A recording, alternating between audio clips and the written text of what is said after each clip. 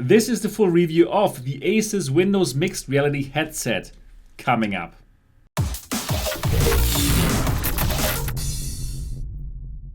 Hi and welcome to Mixed Reality TV. My name is Sebastian Ang, and if this is your first time here and you are just as excited about VR and AR as me, then subscribe now and click on the bell button so you don't miss anything.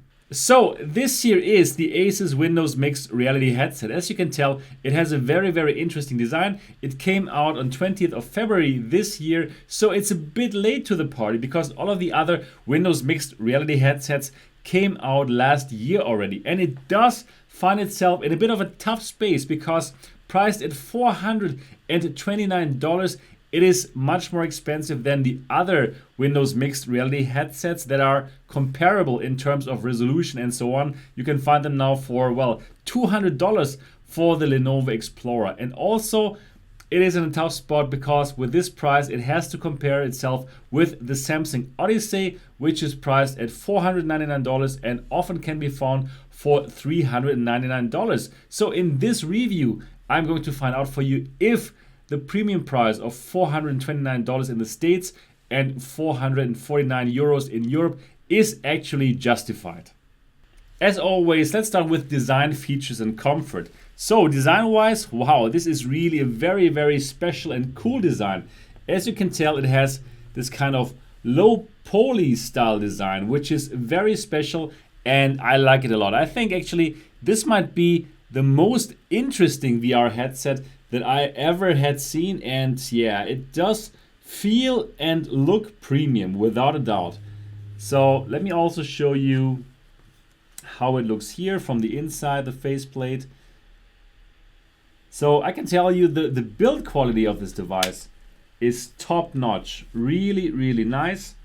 Here, this is the face padding, and yeah, as you can tell here, the build quality is very nice.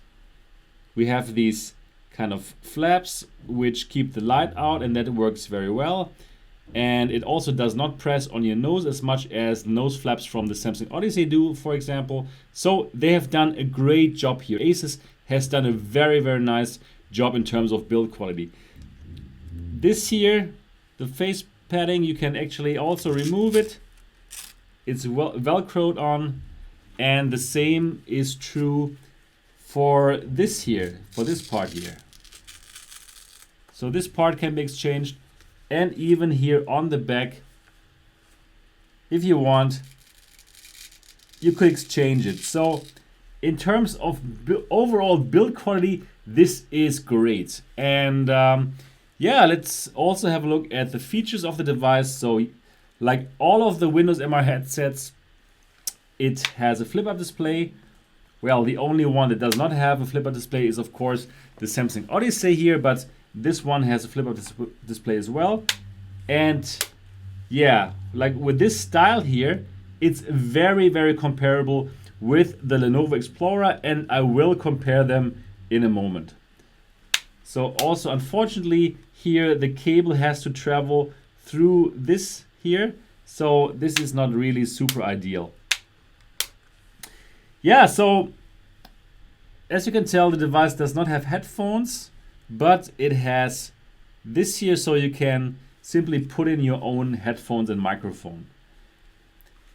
Also, just as all of the other lower spec Windows Mixed Reality headsets, this does not have an IPD adjustment, so you cannot change the distance of the lenses to each other. So if you have an IPD, an interpupillar distance, which is very far away from the average of 64 millimeters, then this is not for you because you cannot adjust the IPD. So in this case, you should rather go for the Samsung Odyssey or for the Oculus Rift or for the HTC Vive, which all have manual IPD adjustments. This does have, like all the other Windows Mixed Reality headsets, it does have software IPD adjustment where you can adjust the IPD a bit with the software, but this will only work if you're like not so far away from the average. Let's say if you have an IPD of 66 or 62, then this will still be fine. But if you have already like an IPD of 70 or 58, then this is not good, and I can totally not recommend you to get this headset. So let's talk about comfort. Just as all the other Windows mixed reality headsets, this headset is also one of those PSVR style headsets where all of your weight rests on your forehead. And well, yeah, it is very, very comfortable. The great thing is this is very light as well. This weighs below 400 grams. It is not quite as light as the Lenovo Explorer, but it is very, very comparable. And also here in the back, we have this wheel so we can adjust the head strap and yeah, tighten it. And let me wear it for a moment and just to get another feeling again for it. Yeah,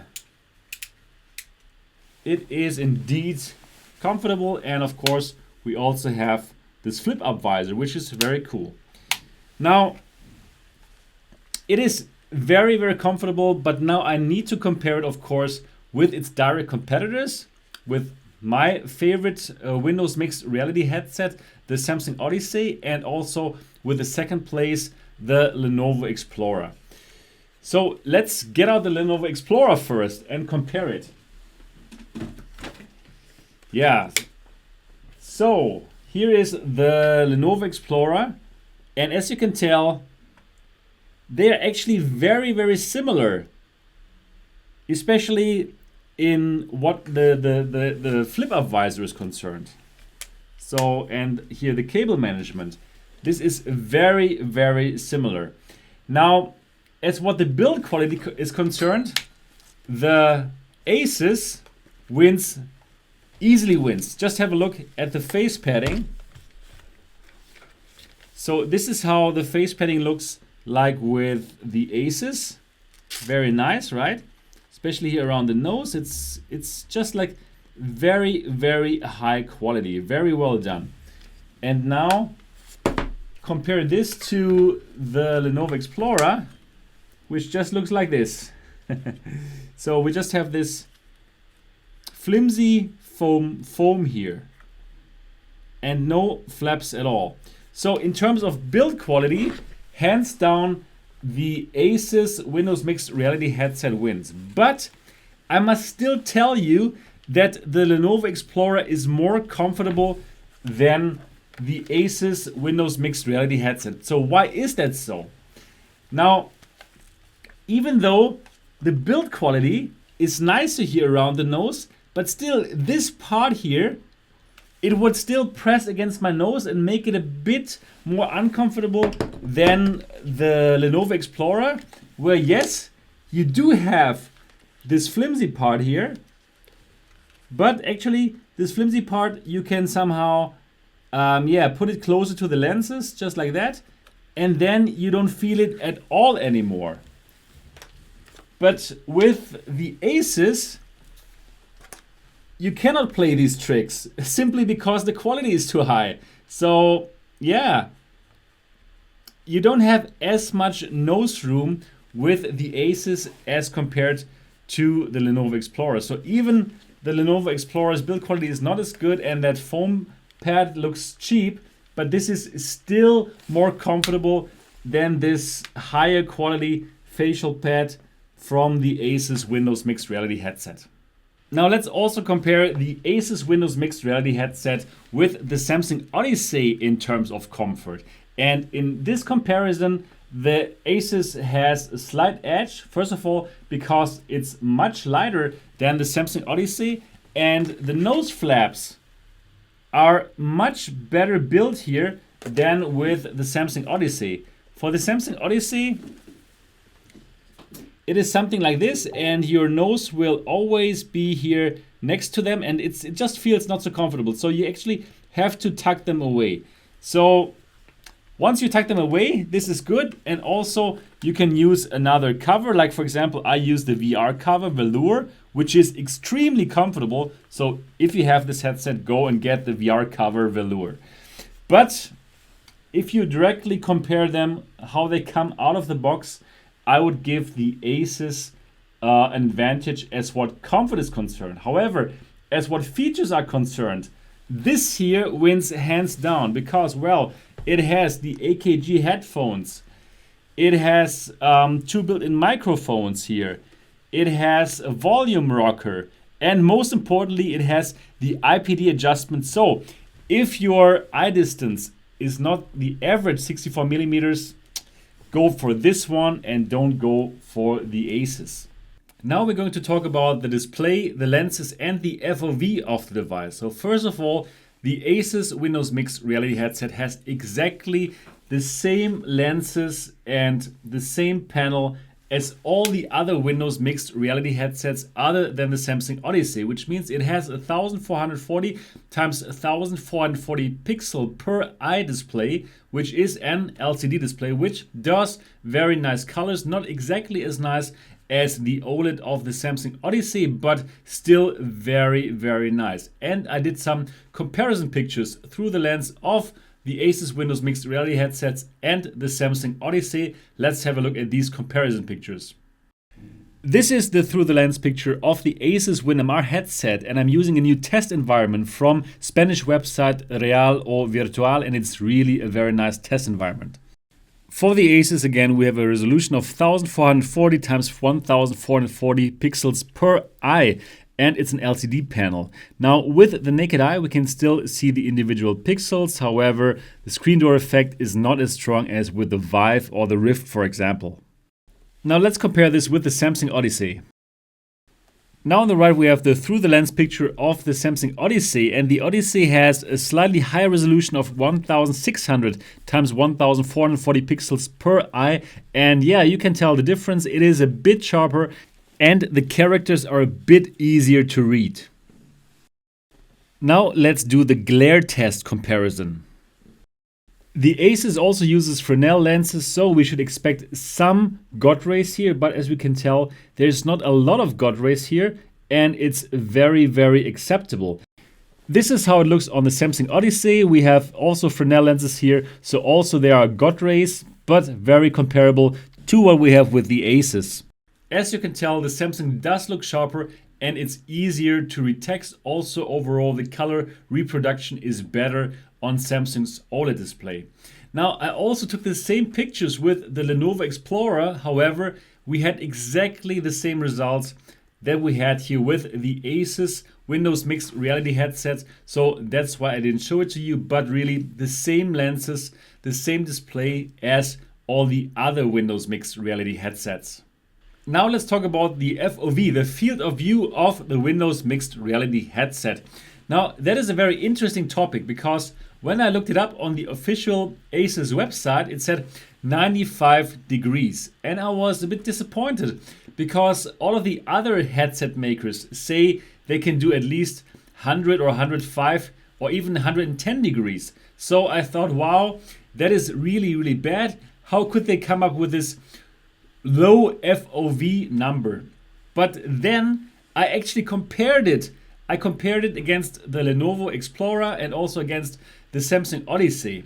And now I'm using some test environment that lets me accurately measure the actual FOV of all the devices. And well, the result is that this here has exactly the same FOV like the Lenovo Explorer. And as you can tell, as you know, the Lenovo Explorer has one of the best FOVs of all the Windows MR headsets, only trumped by the Samsung Odyssey. So this here has a very, very nice high FOV, very, very comparable with that of the Lenovo Explorer. Actually, there is really no difference. So there's also nearly no difference between this and the Oculus Rift and the HTC Vive, for example.